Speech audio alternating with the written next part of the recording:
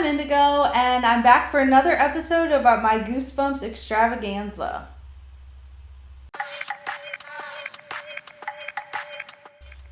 I've already come to the conclusion that younger me didn't really have much to be afraid of in these books. They certainly are spooky, but there isn't much that would induce nightmares, besides the dummy of course, but I don't think I had an aversion to that kind of thing until I became much older. But enough about me, let's continue with books 10 to 12. The Ghost Next Door is about Hannah.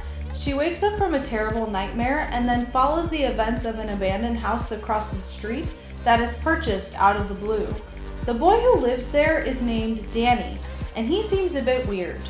He seems unfazed by a baseball landing on his head, and her eyes seem to betray her as it appears he's transparent at times.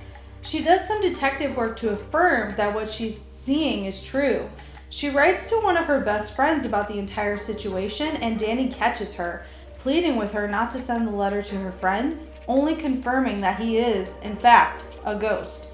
She boldly asks him if he is a ghost, and as she chases him around for an answer, it is revealed that his mother actually has a hearing impairment, so that's why she doesn't come to the door when the bell rings. However, Hannah is, in fact, the ghost she's been chasing this entire time. The nightmare she had at the beginning of the book was real, and she died in a house fire.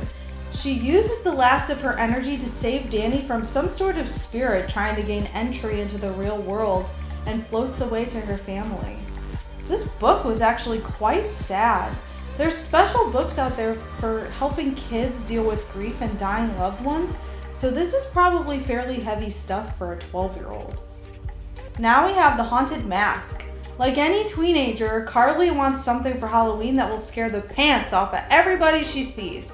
She finds herself looking through a box of what she thinks are masks and picks one that is so disgusting to look at, she almost makes her brother faint.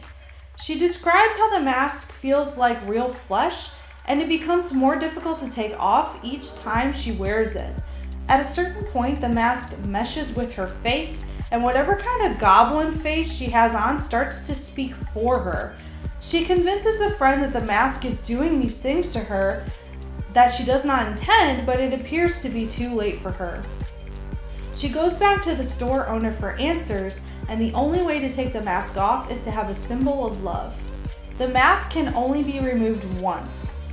So she finds something her mother made for her, and the curse of the mask is broken. But it's not a happy ending, as her brother tries to put on the mask himself. The imagery of this mask is so disgusting and glorious all at the same time. This book is extra spooky. Finally, we come to Be Careful What You Wish For. This was one of the hardest books for me to read because bullying was the driving force behind the main character's actions. I find it interesting that I cannot remember the names of the kids who hurt me, and some of them I can't even remember their faces. All I can recall are the words and horrible things that they did to me. I'm not saying those moments haunt me and cause me to have dysfunctional tendencies in my life, and those kids are adults now and probably don't even remember the things that they did, but they were still impactful. It's definitely something to think about if the time comes for me to have my own children. But let's go on with the story. This girl is quite clumsy and awkward, and she gets made fun of for it a lot. She helps an elderly woman with directions, and she repays her by granting her some wishes. Of course, these wishes are not as they seem. For example, she wishes to be the strongest player on the basketball team. But instead of making her physically stronger, the wish magic just made everyone else on the team very weak. She tries to apologize to her bully for what she did, but the bully just went on being a jerk to her. She tries to fix things by making the bully like her, but it's exactly the opposite of what she wanted. In the end, the bully was able to get some wishes from the woman, and the first wish was to turn her victim into a bird. And there you have it. 3 more books down and many more to go. If you like these videos, please subscribe and click the like button.